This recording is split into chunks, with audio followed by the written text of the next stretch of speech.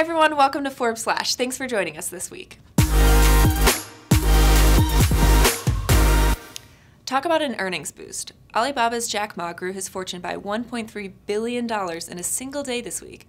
Thanks to Alibaba's latest earnings announcement, company shares skyrocketed, so the founder and chairman's fortune did too. He's now worth $38.2 billion, solidifying his spot as the wealthiest person in China. This week's 3 things to know are out of this world, in some cases, literally. 2 of our top stories are literally about space, but we'll start with the one that isn't, the sky-high salaries of the world's highest-paid actors. This week we announced that Mark Wahlberg made $68 million over the past year, more than any other actor in the world. That means last year's top leading man, The Rock, dropped down to number 2 on the list with a meager $65 million. Next up, the story you couldn't escape on social media this week. Obviously, the solar eclipse that stunned the US on Tuesday. For the most part, those watching felt impressed by the beauty of our universe. Others, specifically those who believe the Earth is flat, took it as an excuse to prove their flat Earth theories. I think I'll take NASA's side on this one. Speaking of out of this world, SpaceX CEO Elon Musk revealed their latest spacesuit via Instagram this week. The suit is not a mock-up, but already made and in testing, he says, and more pictures are to come soon.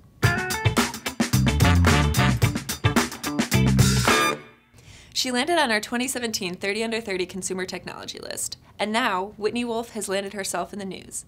This week, her women-first dating app Bumble turned down a $450 million buyout offer from Match Group.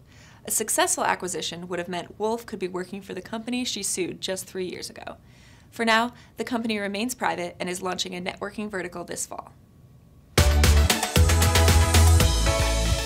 Forbes Asia released their list of the 50 best big publicly traded companies this week.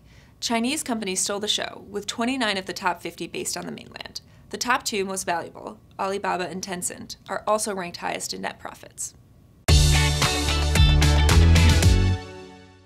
It took a net worth of $2.6 billion to make this year's list of the richest in tech, so it's safe to say these self-made billionaires have something to show for the work in the world of tech. Bill Gates is an obvious number 1 at the top of the list, because he's also just the richest person in the world. Also near the top, Asian billionaires Ma Huateng and Jack Ma.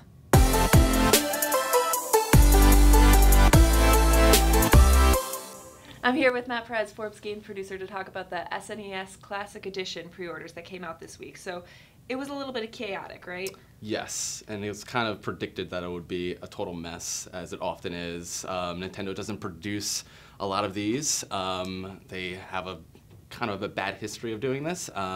And yeah, a lot of these sites randomly started giving away pre-orders for the consoles, and a lot of fans missed out on them. You can assume that a lot of like robo-scalpers took a lot of the stock, and yeah, a lot of people were very upset about this. So to get back to the beginning, why are these consoles so popular?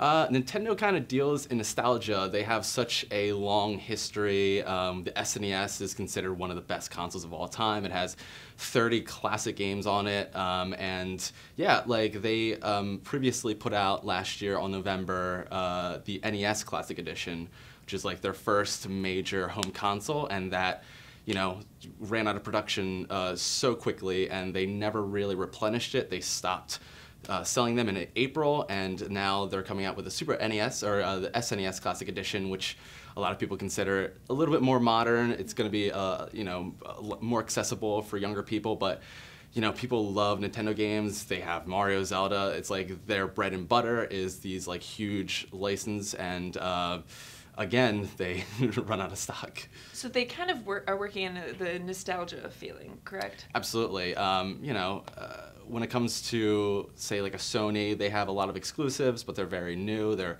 more like Uncharted, a lot of Naughty Dog properties. Nintendo has been, you know, they're kind of like Disney. Disney has like Mickey Mouse and all these classic characters, and Nintendo has, you know, Pokemon and Mario and Zelda, and they're just these, like, as soon as people, they release a game under these properties, they're gonna get bought and they're gonna sell a lot. And so, you know, it's an asset for them to have these, since, you know, the late 80s, all these different games, all these different properties. So them putting out a little mini console with 30 of them, it's just, people get really excited about it. It's bound to be successful. So with the pre-order selling out so quickly, is that going to change anything with pricing? Certainly, I'm sure a lot of people bought them to sell them, on third-party sites. But as far as pricing from Nintendo, I don't think they would change it too much. I think it'll still be, I think it's $80. Just a matter of them producing more, which is always a problem with them for whatever reason. They will always sell out. Same thing with the Nintendo Switch, their newest console that came out in March, just immediately sells out. And they just, whether artificially or not, they are slow to produce them. You'd think that because this continues to happen, it might be intentional. It's always theorized. Back when the Nintendo Wii came out, I believe 2007, 2006, immediately sold out. It's like still one of the biggest consoles of all time, and they're always struggling to meet demand. So whatever works for them, they're selling a lot. The last quarter they had, I think, net sales of like 150% year over year. So they just keep doing what works. Yeah. and so when does it actually come out? It comes out September 29th, I believe, in North America.